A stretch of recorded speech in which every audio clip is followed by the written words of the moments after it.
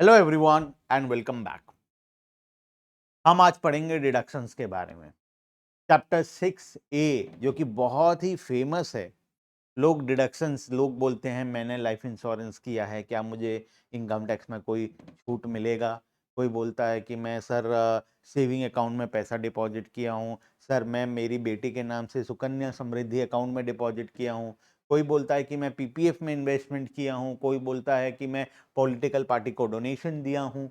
ऐसे बहुत सारे ऑप्शंस हैं जहां पर तुम्हें इनकम टैक्स में वो बेनिफिट्स मिलता है, जहां पर इनकम टैक्स में तुम्हें वो मनी का डिडक्शंस मिलता है और डिडक्शंस के बाद तुम्हें तुम्हारा जो टैक्सेबल इनकम है वो कम हो जाता है। ऐसे बहुत सारे हैं। हम आज उसी के बारे में पढ़ेंगे। उसी को बोलते हैं डिडक्शन अंडर चैप्टर 6A और उसमें सेक्शन होता है सेक्शन 80C से लेकर 80U तक। Under section 80C to 80U बहुत सारे हैं इसमें। 80C के अंदर बहुत सारे हैं, DEF करके पूरा 80U तक सेक्शंस भरे पड़े हैं। तो आज हम इसी डिडक्शंस के बारे में पढ़ेंगे। मान लो तुम्हारा साल में 10 लाख रुपए का इनकम हुआ। अब उस 10 लाख रुपए में से तुम 2 लाख रुपए कहीं इन्वेस्ट किए हो, कोई एलिजिबल जगह में इन्वेस्ट किए हो। कौन सा एलिजिबल होता है कौन सा नहीं होता वो भी हम आज की क्लास में पढ़ेंगे। लेकिन मान लो तुम 2 लाख रुपए कहीं एलिजिबल जगह में इन्वेस्ट किए हो, तो तुम्हारा टोटल इनकम जो 10 लाख था उसमें से वो 2 लाख रुपए माइनस होकर 8 लाख हो जाएगा। अब तुम्हें टैक्स जो देना पड़ेगा वो 8 लाख पर देना पड़ेगा, अदरवाइज तुम्हें 10 लाख पर देना पड़ता। तो ये जो डिफरेंस है, ये जो बेनिफिट है, यही हमारे डिडक्शंस के अंदर में आता है। तो पहले हम इनकम कैलकुलेट करते हैं सीरियली। अगर चलें पूरे इनकम टैक्स में, तो स्टार्टिंग में हम 5 हेड्स ऑफ इनकम निकालते हैं। Income from house property, income from salaries, income from capital gains, income from business profession, income from other sources. पांचों हेड को टोटल करने के बाद हम सेट ऑफ कैरी फॉरवर्ड, उसके बाद क्लबिंग, उसके बाद रिबेट्स रिलीफ्स। रिबेट रिलीफ तो इनफैक्ट इसके बाद आता है, रिबेट रिलीफ इसके बाद आता है। तो बेसिकली हम लोग set of carry forward clubbing करते हैं। फिर हमारा ग्रॉस टोटल इनकम निकलता है। ग्रॉस टोटल इनकम में से हम ये डिडक्शंस को माइनस करते हैं। ये डिडक्शंस को माइनस करने के बाद हम टैक्स लायबिलिटी निकालते हैं। टैक्स लायबिलिटी में से रिबेट एंड रिलीफ को माइनस करते हैं, जो कि हम ऑलरेडी पढ़ चुके हैं। Rebate and relief, rebate and relief को माइनस करते हैं। रिबेट एंड रिलीफ को माइनस करने के बाद हमारा फाइनल टैक्स अमाउंट आ जाता है, जो कि हमें पे करना पड़ता है। बात समझ में आया? तो आज पढ़ेंगे deductions out of gross total income. Gross total income में से क्या क्या डिडक्शंस अलाउड होगा। लेकिन शुरू करने से पहले हम कुछ ऐसे पॉइंट्स को डिस्कस करेंगे जो कि बहुत इंपॉर्टेंट है किसी भी डिडक्शन को क्लेम करने के लिए। मतलब ये वो बेसिक कंडीशंस हैं, ये वो बेसिक चीजें हैं जो कि किसी भी डिडक्शंस के लिए एप्लीकेबल होता है। हाँ, स्पेसिफिक अगर मैं बात करूं तो एलआईसी के लिए क्या कंडीशंस है वो हम एलआईसी जब पढ़ेंगे, एलआईसी के बारे में तब पढ़ेंगे। तुम्हारा पॉलिटिकल पार्टी डोनेशंस में क्या कंडीशन है वो वहां पढ़ेंगे। लेकिन अभी जो हम ये इंपॉर्टेंट पॉइंट्स पढ़ रहे हैं ये सभी के लिए एप्लीकेबल होता है। ये हर प्रकार के डिडक्शंस के लिए एप्लीकेबल होता है, जिसमें सबसे पहला है इनकम नॉट एलिजिबल। कौन से इनकम में से डोनेशन डिडक्शन नहीं मिलेगा। वैसे तो सारे इनकम करके हम ग्रॉस टोटल इनकम निकालते हैं, लेकिन कुछ ऐसे स्पेसिफिक इनकम है जिसमें से तुम डिडक्शन माइनस नहीं कर सकते, जैसे कि short term capital gain, long term capital gain और कैजुअल इनकम, मतलब विनिंग फ्रॉम लॉटरी। ये वो जो होता है, ये तीनों से तुम कोई भी प्रकार का डिडक्शन लेस नहीं कर सकते, नॉट अलाउड। डिडक्शन सिर्फ नॉर्मल इनकम से मिलेगा। ये 3 प्रकार के इनकम से कोई भी डिडक्शन अलाउड नहीं होगा। ठीक है, ये है हमारा first point. Second point, maximum limit. Maximum limit कितना डिडक्शन मिलेगा? जितना इनकम है उतना ही तो डिडक्शन मिलेगा। क्या इनकम से ज्यादा डिडक्शन मिल सकता है? नहीं मिल सकता। तो उसको निकालने का तरीका यही है, मैक्सिमम कितना डिडक्शन तुम क्लेम कर सकते हो। चैप्टर 80 के अंदर में, सेक्शन 80 के अंदर में तुम्हारा जो ग्रॉस टोटल इनकम है उसमें से long term capital gain, short term capital gain और कैजुअल इनकम, और ये भी एक स्पेसिफिक इनकम होता है, income refer to under section 115। ये 4 इनकम से तो कोई डिडक्शन मिलना नहीं है, तो इन चारों को हटा दो। बैलेंस जो बच गया उससे डिडक्शन क्लेम कर लो। मान लो मेरा ग्रॉस टोटल इनकम 10 लाख था, उसमें से लॉन्ग टर्म कैपिटल गेन था 1 लाख रुपए, शॉर्ट टर्म कैपिटल गेन था 50,000 रुपए, ये कुछ भी नहीं था, ये मान लो था 3 लाख रुपए। तो मैं मैक्सिमम डिडक्शन कितना क्लेम कर सकता हूं? 10 लाख में से ये 4.5 लाख को हटा दो, बचा कितना? 5,50,000, ये 5,50,000 तक का डिडक्शन मैं क्लेम कर सकता हूँ।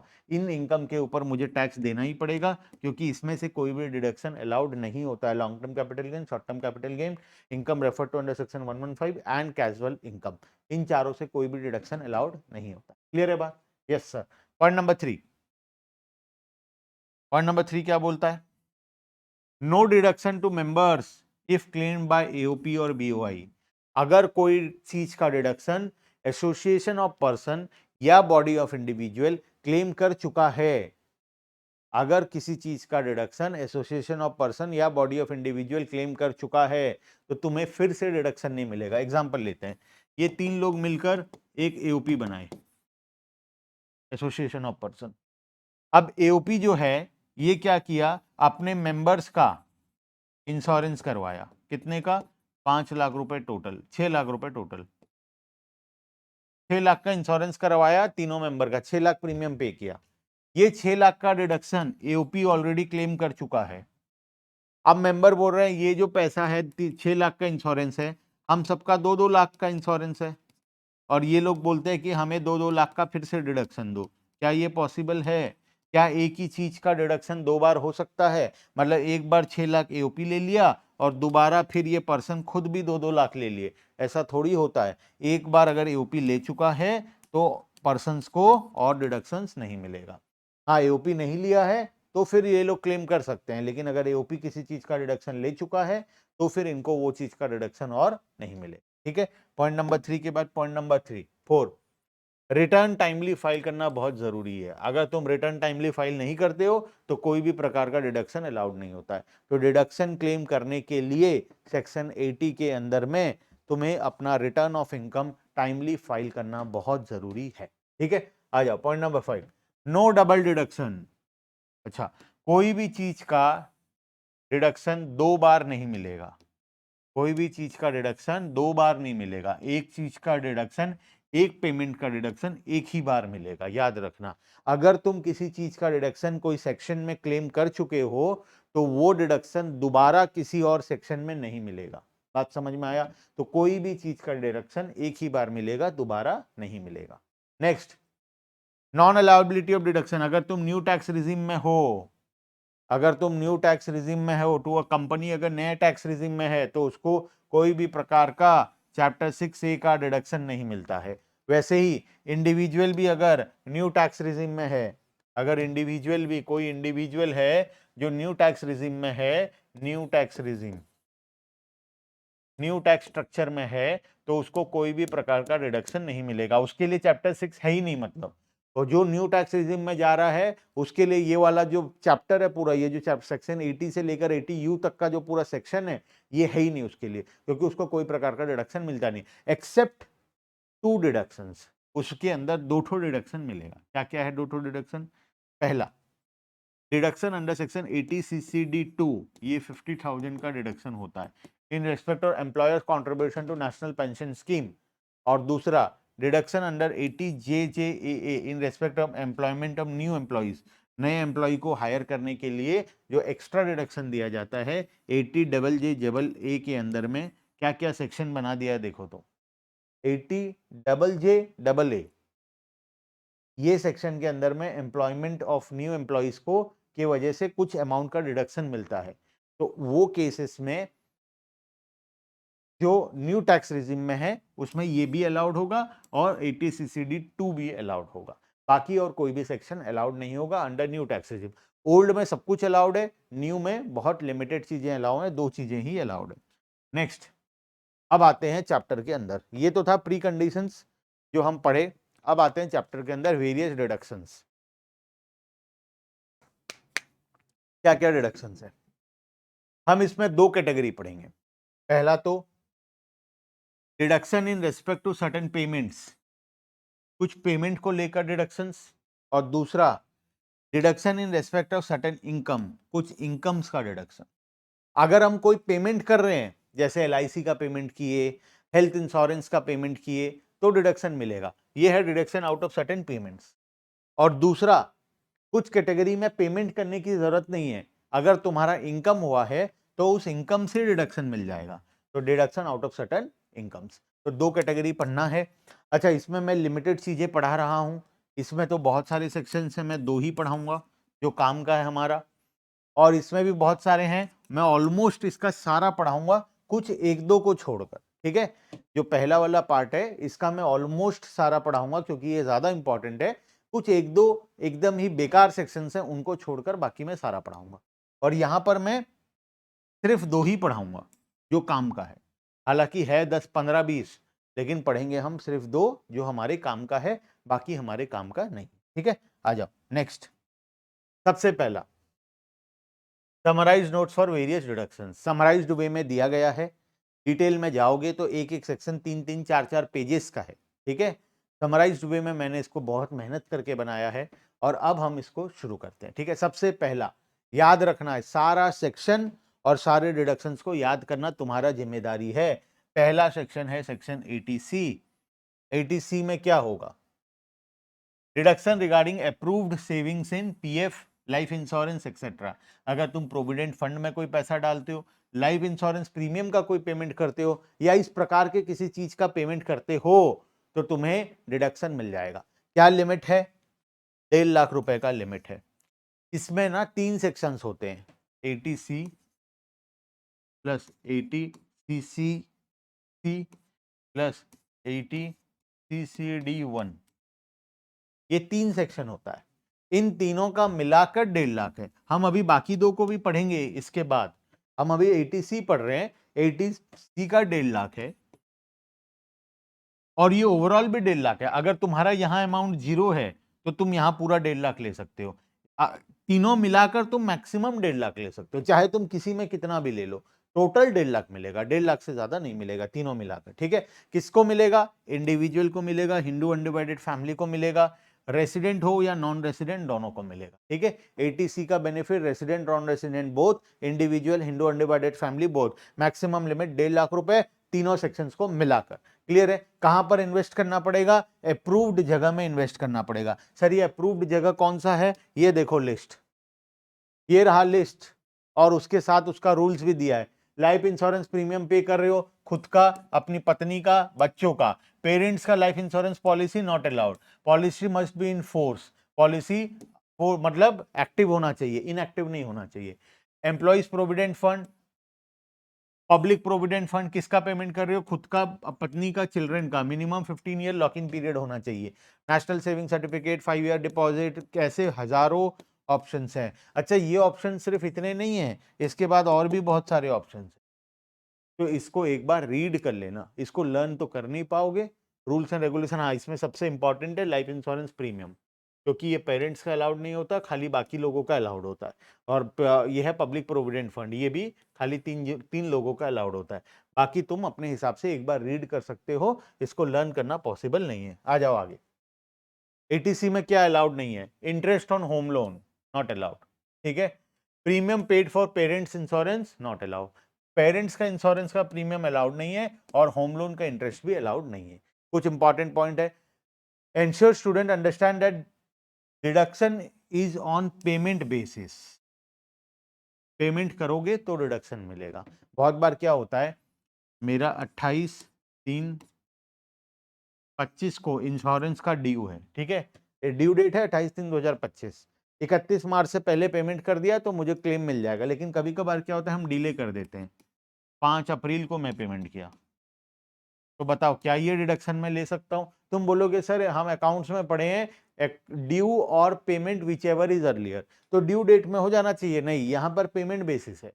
अगर तुम एक्चुअल में पे करोगे तो मिलेगा, अगर पे नहीं किए हो, डेफर कर दिए हो, लेट कर दिए हो पेमेंट करने में, ईयर पास होकर नेक्स्ट ईयर चला गया है, तो फिर उस साल में डिडक्शन नहीं मिलेगा। जिस साल पे किए हो उस साल में मिलेगा। Only actual payment made in the financial is eligible.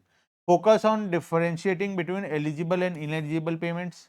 और last emphasis maximum calculate cumulative limit including other linked section. तुम्हें तीनों सेक्शन का मिलाकर 80C plus 80CCC plus 80CCD1 तीनों मिलाकर 1.5 लाख रुपए का रिडक्शन मिलेगा। क्लियर है बात? ठीक है? हाँ सर, चलो आगे। एक क्वेश्चन करेंगे। ठीक है? आओ, तुम बताना कि कौन सा डिडक्शन मिलेगा, कौन सा नहीं मिलेगा। ठीक है?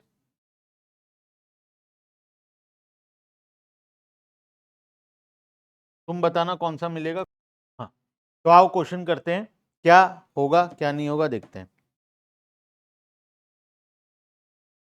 Life insurance premium paid on own policy कितना, 30,000 रुपीज। खुद का 30,000 रुपए पेमेंट किए, मिलेगा deduction. On life of wife मिलेगा deduction. On life of father, parents का नहीं मिलेगा। On life of married daughter and husband joint policy, बताओ क्या करें। मैरिड डॉटर के केस में क्या होगा।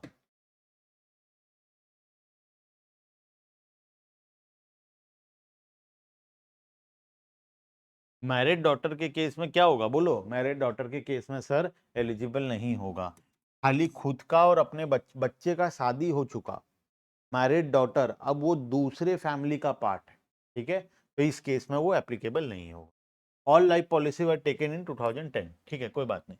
ये दो अलाउड होगा, ये दो अलाउड नहीं होगा। Next, contribution of recognise provident fund. Recognise provident fund में 2,000 रुपए पर मंथ का कॉन्ट्रीब्यूशन है, साल में 24,000 है, ये तो होगा, रिकॉग्नाइज प्रोविडेंट फंड है। Deposit in public provident fund, 45,000 रुपए डिपॉजिट हुआ है मार्च में पब्लिक प्रोविडेंट फंड में, सर ये भी अलाउड होगा क्योंकि मार्च में हो चुका है। ग्रुप इंश्योरेंस प्रीमियम 3,000 रुपीज होगा, ग्रुप इंश्योरेंस से क्या दिक्कत है, होगा। खुद का हिस्सा 3,000 है उसमें। Investment made during 2022 in NSC, अच्छा national saving certificate, national saving certificate में इन्वेस्टमेंट किया गया आउट ऑफ एग्री, अच्छा ये जानबूझकर बोला है। एग्जेम्प्ट इनकम होता है ना, एग्रीकल्चर इनकम, इनकम चाहे एग्जेम्प्ट हो या कुछ भी हो, तुम अगर इन्वेस्टमेंट किए हो तो तुम पैसा कहीं से भी लाए, चुरा कर लाए, डकैती करके लाए, एग्जेम्प्ट इनकम से लाए, टैक्सेबल इनकम से लाए, मर्डर करके लाए, आईपीएल में सट्टाबाजी करके लाए, डिडक्शन मिलेगा, डिडक्शन मिलेगा। पैसा कहां से आया वो इंपॉर्टेंट नहीं है, पैसा इन्वेस्ट हुआ है, हाँ हुआ है, एलिजिबल चीजों में हुआ है, ड्यू डेट में हुआ है, ऑल कंडीशन सेटिस्फाइड, डिडक्शन मिलेगा, ठीक है। Repayment of loan taken from LIC for the construction of residential house, 4,000 per month including 1,000 as interest. तो देखो, रीपेमेंट ऑफ जो हाउसिंग लोन होता है ना, उसका जो इंटरेस्ट होता है उसका डिडक्शन नहीं मिलता। हम अभी अभी बात किए थे हाउसिंग लोन पर इंटरेस्ट का डिडक्शन नहीं मिलेगा, तो सिर्फ 3,000 रुपए पर मंथ इंटू 12, 36,000 का डिडक्शन मिलेगा। तो 48 का नहीं मिलेगा, 36 का मिलेगा, ठीक है। उसके बाद accrued interest on NSC, accrued interest on NSC eligible deduction होता है, ये मिल जाएगा। Insurance premium paid life of minor son, minor son sir qualified होता है, लेकिन पेमेंट का डेट देखो, पेमेंट का डेट देखो, अप्रैल में जाकर पेमेंट किया है, मतलब साल खत्म हो गया 31 मार्च को, उसके बाद पेमेंट कर रहा है, तो पेमेंट के हिसाब से क्या ये 22-23 में 23-24 में मिलेगा, नहीं मिलेगा, ये 24-25 में जाकर मिलेगा, क्योंकि ये उसके नेक्स्ट ईयर में पेमेंट हुआ है, तो अभी के लिए ये 0 नहीं मिलेगा। क्लियर है बात। तो ये इस हिसाब से रिडक्शन मिलेगा, जिसका फाइनल आंसर तुम्हें यहां पर दिया गया है और यहां से देखकर तुम कर सकते हो, ठीक है। आ जाओ आगे, सेकंड डिडक्शन एटीसी हो गया। अच्छा, उसका दूसरा भाई 80 ट्रिपल सी, हम बात किए थे 80C plus 80 triple C plus 80 CCD1, तीनों मिलकर कितना होता है, 1.5 लाख रुपए। तो 80 ट्रिपल सी, आओ पढ़ते हैं क्या है। To provide tax benefit for contribution made to specific pension fund to promote retirement planning, किसको किसको मिलेगा रिटायरमेंट प्लानिंग के लिए, इंडिविजुअल को मिलेगा, रेसिडेंट एंड नॉन रेसिडेंट दोनों को मिलेगा। HUF are not eligible, HUF को नहीं मिलेगा, इंडिविजुअल को मिलेगा, रेसिडेंट हो या नॉन रेसिडेंट हो। लिमिट कितना है, अप टू 1.5 लाख। कौन सा 1.5 लाख, ये मिलाकर 1.5 लाख, ठीक है। This limited included in the overall limit, वही चीज लिखा है, ये 1.5 लाख ये ओवरऑल लिमिट के अंदर में आता है, तीनों मिलाकर 1.5 लाख है। तुम्हारा बाकी दो अगर जीरो है तो यहाँ पूरा 1.5 लाख ले लो, कोई दिक्कत नहीं है। बाकी दो में अगर कुछ अमाउंट है तो यहाँ कम ले लो, तीनों मिलाकर 1.5 लाख मिलेगा, फाइनल अमाउंट है, ठीक है। चलो इसके बाद क्या क्या कंडीशन है, eligible contribution, contribution made to approved annuity plans of LIC और एनी अदर इंश्योरेंस, कोई अप्रूव्ड वाले में ही पेमेंट करना पड़ेगा, अनअप्रूव्ड में पेमेंट नहीं कर सकते। Plan must be design to provide pension after a specific age, age के बाद ही तुम्हें पेंशन मिलेगा। Only voluntary contribution are eligible, जो वॉलेंट्री कॉन्ट्रीब्यूशन है वही होगा। एग्जाम्पल है, एक दो पॉलिसीज का एग्जाम्पल दिया है, LIC, जीवन अक्षय, जीवन धन, धरा प्लान्स, ये सब प्लान्स है जो कि इसको क्वालिफाई करते हैं, ठीक है। और भी ऐसे बहुत है, तो खाली ये दो नहीं है, और भी बहुत है, ठीक है। क्या क्या कंडीशंस है? नो डबल डिडक्शन, ये तो हम स्टार्टिंग में पढ़े थे।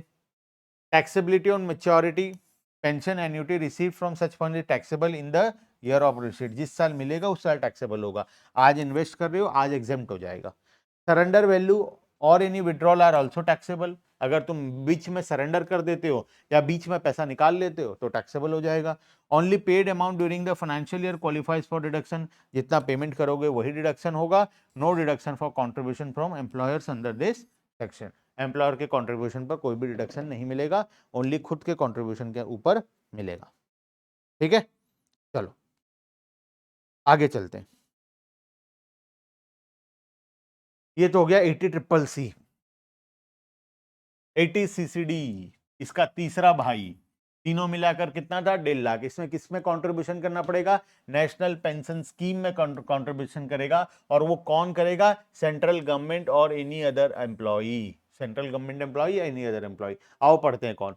इंडिविजुअल चाहे सैलरीड हो सेल्फ एम्प्लॉयड हो कंट्रीब्यूशन कर सकता है, रेसिडेंट हो नॉन रेसिडेंट दोनों कर सकते हैं। Applicable to employee of central government, state government, private sector, self employed, सभी के लिए ये पॉलिसी एप्लीकेबल है। यहाँ पर रिडक्शन 80CCD में कोई भी कर सकता है। इंडिविजुअल में सैलरीड सेल्फ एम्प्लॉयड चलेगा, खाली इंडिविजुअल्स को मिलता है, HUF कंपनी फर्म इन लोगों को नहीं मिलता। ठीक है, क्या लिमिट है? वही सर 1.5 लाख का लिमिट होगा। यस, वही 1.5 लाख रुपए का लिमिट है जो ओवरऑल लिमिट था। कौन क्लेम कर सकता है? सैलरीड एम्प्लॉय या सेल्फ एम्प्लॉयड कर सकते हैं। डिडक्शन का लिमिट है सैलरीड वालों के लिए अप टू 10% ऑफ सैलरी। ठीक है, deduction limit for self employed 20% of gross total income. और ओवरऑल लिमिट कितना है? 1.5 लाख रुपए है तीनों सेक्शंस को मिलाकर। ठीक है, उसके बाद हु कैन क्लेम 80, अच्छा इसमें एक और है 80CCD2। हम 80CCD1 पढ़े, एक 80CCD2 है एम्प्लॉयर्स कंट्रीब्यूशन, वो तो एम्प्लॉय का कंट्रीब्यूशन था, यहां पर एम्प्लॉयर कंट्रीब्यूशन है। सेम वही ओवरऑल लिमिट के अंदर आता है। Extra deduction over and above 80 limit. अच्छा एक से अभी जो हम पढ़े तुमको कंफ्यूजन हो जाएगा, इसीलिए मैं यहाँ पर एक तो तुम्हारे लिए बना देता हूँ। देखो 80C plus 80CCC plus 80CCD1, ये तीन है, ये तीनों को मिलाकर कितना है? ठीक है, इसके बाद और दो हैं, कौन कौन? 80CCD2 और 80CCD1B, दो हैं और 80CCD2 80CCD1B। 80CCD किसके बारे में है? एम्प्लॉयर कंट्रीब्यूशन के बारे में। 80CCD1 किसके बारे में था? एम्प्लॉई कंट्रीब्यूशन के बारे में। ये एम्प्लॉई कंट्रीब्यूट कर रहा था, ये वाला पैसा एम्प्लॉई कंट्रीब्यूट कर रहा था, लेकिन ये वाला पैसा कौन कंट्रीब्यूट कर रहा है?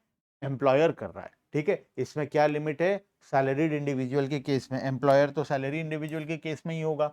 लिमिट कितना? वही 10% ऑफ सैलरी। अच्छा, ये जो एम्प्लॉयर कंट्रीब्यूशन है ये पूरा डिडक्शन मिल जाता है 80CCD2 में, और ये 1.5 लाख के लिमिट पर भी नहीं आता, 1.5 लाख के बाद एक्स्ट्रा मिलता है। तो मैं क्या यहाँ पर ऐसा लिख सकता हूँ? 1.5 लाख, उसके बाद 80CCD2 का डिडक्शन एक्स्ट्रा मिलेगा, प्लस एक और 80CCD1B का डिडक्शन भी एक्स्ट्रा मिलेगा। तो यहां पर ओवरऑल डिडक्शन कितना हुआ? ये तीनों सेक्शन का मिलाकर 1.5 लाख, प्लस इसका 80CCD2 का डिडक्शन, प्लस 80CCD1B का डिडक्शन। क्लियर है बात? तो सब डिडक्शन मिलता है, ये तीनों मिलता है यहां पर। ठीक है, उसके बाद 80CCD1B में क्या है? एडिशनल सेल्फ कॉन्ट्रीब्यूशन है, यहां पर लिमिट है 50,000 रुपीज। एक्स्ट्रा 50,000 रुपए में डिडक्शन मिलेगा, individual contributing to additional 50,000 rupees का डिडक्शन मिलेगा, और ये 1.5 लाख के लिमिट पर नहीं आएगा। Over and above 1,05,000। तो ओवरऑल क्या डिडक्शन मिला सर?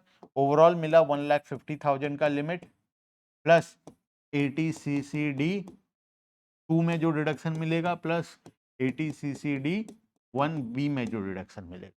ये 1.5 लाख आया है तीन चीजों को मिलाकर, 80C plus 80CCC plus 80CCD1, ये तीनों को मिलाकर 1.5 लाख आया। उसके बाद 2 का अलग हो गया, तो 1B का अलग हो गया। ठीक है, क्लियर है? चलें आगे। हाँ sir, next, deduction in respect of medical insurance premium. ये तो 80C का काम खत्म हुआ। सी के बाद आते हैं 80D। 80C के अंदर कितने सारे सेक्शंस थे सर? 5 सेक्शंस के बारे में हम 80C में पढ़े। क्या क्या 5 था? 80C, 80CCC, 80CCD1, 80CCD2, 80CCD1B, ये 5 चीजों के बारे में हम पढ़े। ठीक है, अब आते हैं 80C खत्म होने के बाद 80D। 80D किसके बारे में है? Section 80D health insurance, medical insurance premium और health insurance premium preventive health checkup के बारे में है। किसको मिलेगा, किसको नहीं मिलेगा, आओ फटाफट से देखते हैं। सबसे पहला एलिजिबल एसएससी, इंडिविजुअल, रेसिडेंट और नॉन रेसिडेंट दोनों को मिलेगा। हिंदू अनडिवाइडेड फैमिली एचयूएफ मिलेगा, मतलब इंडिविजुअल को मिलेगा, एचयूएफ को मिलेगा, रेसिडेंट हो नॉन रेसिडेंट हो दोनों को। Eligible payment, mode of payment, medical insurance premium मिलेगा, चाहे via any other mode other than cash, cash को छोड़कर पेमेंट ऑनलाइन पेमेंट करना पड़ेगा जिसका प्रूफ हो तुम्हारे पास। प्रिवेंटिव हेल्थ चेकअप कैश में दे सकते हो, कोई दिक्कत नहीं है। Contribution to central government health scheme CGHS for individual only, ये 3 प्रकार के रिडक्शंस में तुम्हें मिलेंगे। ठीक है, उसके बाद क्या क्या लिमिट है, आओ देखते हैं। डिडक्शंस किस किसका लिमिट है? खुद का, स्पाउस का और डिपेंडेंट चिल्ड्रन का मैक्सिमम लिमिट 25,000 मिलाकर। इफ सेल्फ और spouse is a senior citizen, अगर तुम सीनियर सिटीजन हो तो 50,000 रुपए।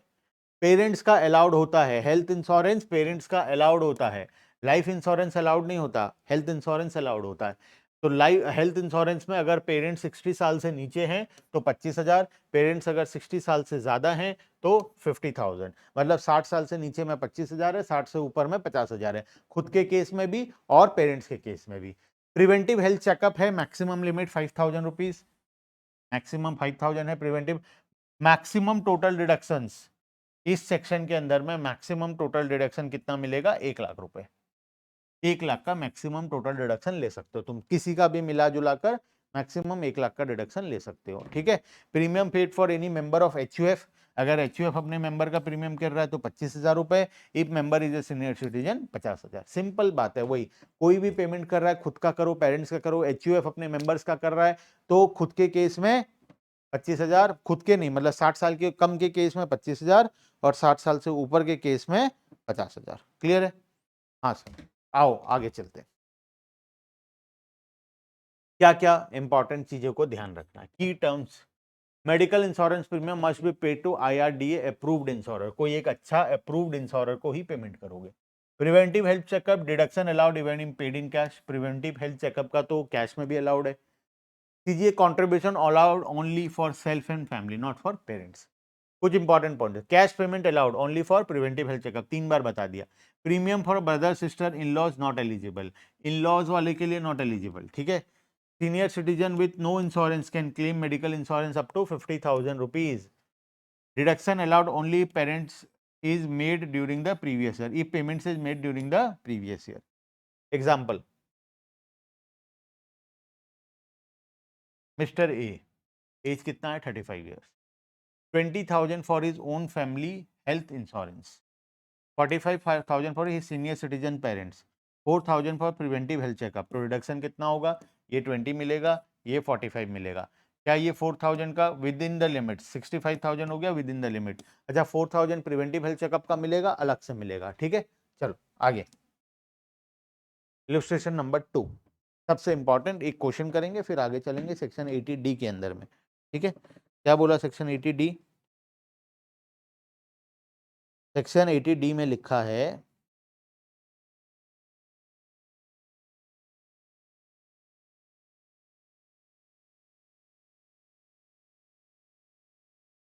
तुम्हें कैलकुलेट करना है। Mister A got medical insurance of all his family member and paid premium in the previous year 23-24 age under. Medical insurance for self paid by cheque 10,000 मिलेगा या नहीं? हाँ सर मिलेगा। क्यों नहीं मिलेगा? खुद के लिए 10,000 का मेडिकल इंश्योरेंस पेमेंट किया, 10,000 मिलेगा। Medical insurance premium for wife paid in cash, paid in cash मिलेगा या नहीं मिलेगा? सर मेडिकल इंश्योरेंस कैश में पेमेंट किया है, नहीं मिलेगा। प्रिवेंटिव हेल्थ चेकअप कैश में अलाउड है।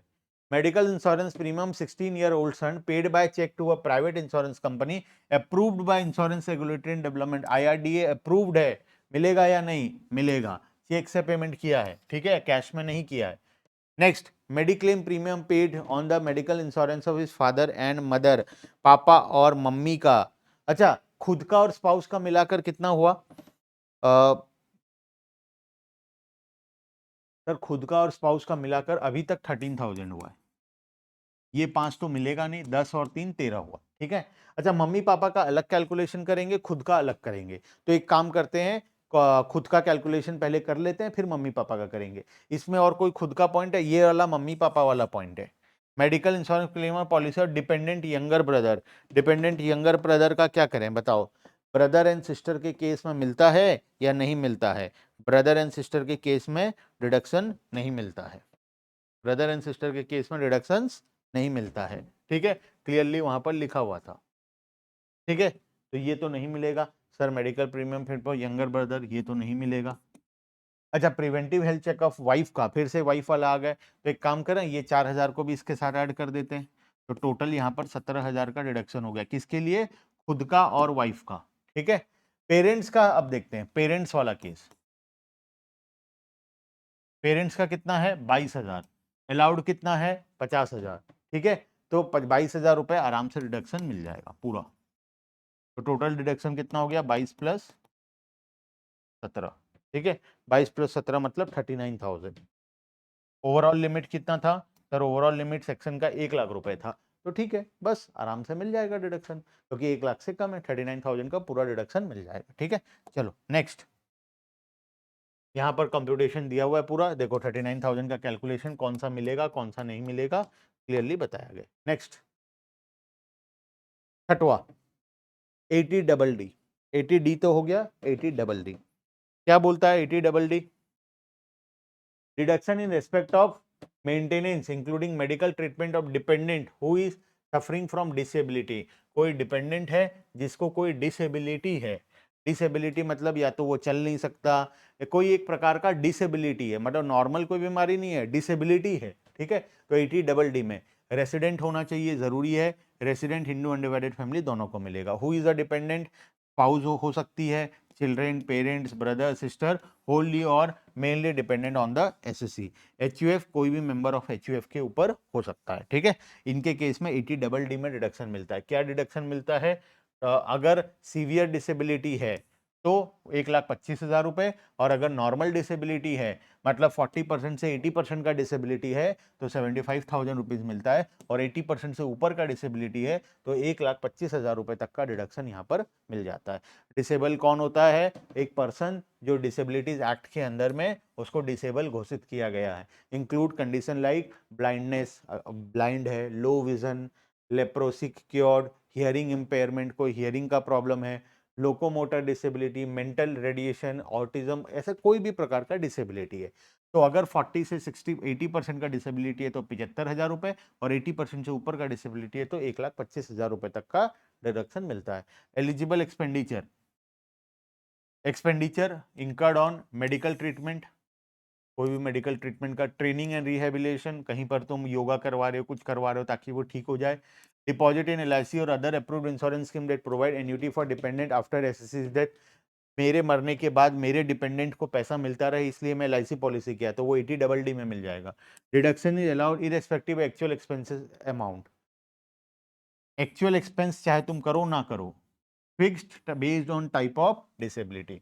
डिसेबिलिटी के अकॉर्डिंगली फिक्स होगा। अगर 40 से 80% का है तो 75,000 रुपए का डिडक्शन, और अगर 80% से ज्यादा है तो 1.5 लाख रुपए का डिडक्शन तुम्हें मिल जाएगा, ठीक है। चलें आगे। यस सर, कंडीशन क्या क्या है दिया गया है, कब अलाउ होगा कब अलाउ नहीं होगा, और क्या यहां पर लगेगा। कंडीशन क्या है? डिसेबिलिटी सर्टिफिकेट लगेगा, मैंडेटरी, ठीक है। उसके बाद not allowed the disable dependent है ऑलरेडी क्लेम डिडक्शन। अगर वो खुद अपना डिडक्शन क्लेम कर लिया है सेक्शन 80U में, तो उसको और दोबारा डिडक्शन नहीं मिलेगा, ठीक है। अगर डिसेबल पर्सन खुद अपने रिटर्न में 80U में एक्स्ट्रा डिडक्शन, 80U खुद के डिसेबिलिटी के लिए होता है, और ये वाला 80 डबल जी जो है वो किसी और के डिसेबिलिटी के लिए मैं क्लेम कर रहा हूं, और 80U मैं अपने खुद के डिसेबिलिटी के लिए खुद क्लेम कर रहा हूं। तो अगर वो डिपेंडेंट जो है वो 80U में खुद का डिसेबिलिटी के लिए खुद क्लेम कर लिया है ऑलरेडी, तो दोबारा मैं उसके नाम पर क्लेम नहीं कर सकता, ठीक है। Key points, emphasis, fixed deduction not link to actual amount, पूरा फिक्स्ड डिडक्शन है। एंश्योर स्टूडेंट अंडरस्टैंड, तुम्हारे समझने के लिए कि 80 डबल डी में डिपेंडेंट के लिए होता है और 80 यू में सेल्फ के लिए होता है। मैं जो अभी बताया 80 यू में खुद का डिडक्शन के लिए होता है, सेल्फ के लिए होता है। डिसेबिलिटी सर्टिफिकेट मैंडेटरी है। क्लियर है? चलें आगे। Yes sir. Deduction in respect of medical treatment 80 DDB, सारे मेडिकल से रिलेटेड चीजें 80 डी के अंदर में है। ठीक है, 80 DDB क्या बोलता है? रेसिडेंट HUF दोनों को, for individual spouse children parents brother sister any member of the HUF जो होनली और मेनली डिपेंडेंट है, उनके ऊपर तुम खर्चा कर रहे हो उनके मेडिकल ट्रीटमेंट में। Actual amount paid for medical treatment of specified disease, कुछ स्पेसिफाइड डिजीज यहाँ पर दिया गया है, मतलब डिसेबिलिटी नहीं है, कुछ कुछ पर्टिकुलर टाइप ऑफ डिजीजेस है। इस डिजीजेस के ऊपर तुम अगर खर्च कर रहे हो तो तुम्हें यहाँ पर 80 DDB में डिडक्शन मिल जाएगा। ये डिजीज का नाम और लिस्ट दिया गया है, इस लिस्ट के अंदर अगर है तो उसमें तुम्हें मिल जाएगा डिडक्शन। कितना तक का डिडक्शन मिलेगा? SSC अगर 60 साल से नीचे है तो 40,000 का, सीनियर सिटीजन है तो 1 लाख का, सुपर सीनियर सिटीजन है, वेरी सीनियर सिटीजन तो 1 लाख का। ठीक है, डिडक्शन एक्चुअल अमाउंट पेड और मैक्सिमम लिमिट जितना तुम पे कर रहे हो या मैक्सिमम लिमिट जो है वो मिलेगा। मतलब यहाँ पर रिडक्शन फिक्स नहीं है, जितना खर्च करोगे उतना मिलेगा या फिर मैक्सिमम लिमिट जो है उतना मिलेगा। ठीक है, चलो आगे। Reimbursement clause, if any amount reimburse by the insurance company, अगर तुम लाइफ इंश्योरेंस लेकर रखे थे और मेडिकल एक्सपेंस का रीइंबर्समेंट क्लेम कर लियो तो फिर रिडक्शन नहीं मिलेगा। डॉक्यूमेंट क्या क्या लगेगा और कुछ इंपॉर्टेंट पॉइंट्स है वो याद रखना। 80D हेल्थ इंश्योरेंस है, 80 DDB ट्रीटमेंट के ऊपर है। ठीक है, चलें आगे। हाँ सर, तो हम बहुत सारे सेक्शंस आज पढ़े, 80D के बारे में पढ़े, 80C के बारे में पढ़े। ठीक है, एक इलस्ट्रेशन करेंगे और आज का क्लास हम यहाँ पर खत्म करेंगे। आओ इलस्ट्रेशन नंबर 3 करते हैं। क्या बोलता है illustration number 3? Mister A is a government employ and he his 65 year old father, उसका 65 साल का एक पापा है, who is not dependent on him and his son are suffering from notified illness. He has incurred the following expense on treatment. आओ,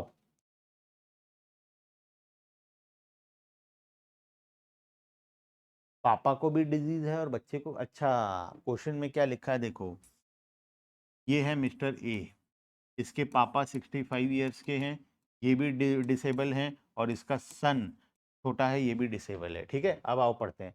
खुद के treatment के ऊपर 50,000 रुपये खर्च किया। अमाउंट रिम्बर्स बाय एम्प्लॉयर 20,000 रुपये। On treatment of his son 40,000। Insurance claim received 18,000। On treatment of his father 60,000। Insurance claim received 16,000। Calculate the amount of deduction under section 80 DDB under old tax regime. Also calculate the amount of deduction के father is a dependent on him. अगर पापा dependent होता तो क्या होता, और अगर पापा डिपेंडेंट नहीं है तो क्या होगा। दोनों केसेस में तुम्हें कैलकुलेट करना है। आ जाओ ओल्ड टैक्स रिजीम में हम कैलकुलेट करते हैं। खुद के ट्रीटमेंट पर, ऑन हिज ओन ट्रीटमेंट 50,000 पूरा डिडक्शन मिल जाएगा। ठीक है, उसके बाद अच्छा पहले खुद का और सन का देखो पापा का कैलकुलेशन हमेशा अलग से करेंगे। ठीक है, खुद का और सन का कैलकुलेशन पहले कर लेते हैं। तो खुद का कितना, अच्छा पहले काम करते हैं, खुद का और पापा का, खुद का और सन का डिडक्शन निकालते हैं, फादर का बाद में करेंगे क्योंकि फादर में दो केस है, डिपेंडेंट नॉट डिपेंडेंट। ओन कितना एक्सपेंडिचर किया? 50,000। सन का एक्सपेंडिचर कितना हुआ? सन का एक्सपेंडिचर हुआ था सर ये 40,000। टोटल कितना एक्सपेंडिचर हो गया? 90,000। मैक्सिमम लिमिट कितना था सर? मैक्सिमम लिमिट तो यहाँ पर 40,000 का था। मैक्सिमम लिमिट कितना था? 40,000। SSC 60 साल से नीचे है। ठीक है, तो 40,000 का लिमिट था, तो यहाँ पर डिडक्शन कितना मिलेगा? 40,000। अच्छा, इसमें से रीइंबर्समेंट माइनस हो जाएगा। कितना रीइंबर्समेंट हो गया? 20,000 रुपये सर एम्प्लॉयर से मिल गया और 18,000 रुपये इंश्योरेंस कंपनी से मिल गया, तो 38,000 का रीइंबर्समेंट मिल गया। तो बचा कितना? 2,000 रुपये, ये मिलेगा डिडक्शन। इसमें याद रखना, पहले तुम ये सोचकर कैलकुलेट करो कि तुम्हें कोई भी रीइंबर्समेंट नहीं मिला है। पहले टोटल खर्चा और मैक्सिमम लिमिट निकाल दो 40,000, उसके बाद उसमें से खर्च जो रीइंबर्समेंट मिल गया वो माइनस कर दो। तो अभी हम ओन ट्रीटमेंट और सन के ट्रीटमेंट दोनों को लिए, पहले उसका लिमिट निकाले 40,000, फिर इसमें से दोनों रीइंबर्समेंट को माइनस कर दिए। ठीक है, अब बात करते हैं फादर का। अगर फादर डिपेंडेंट है तो क्या होगा?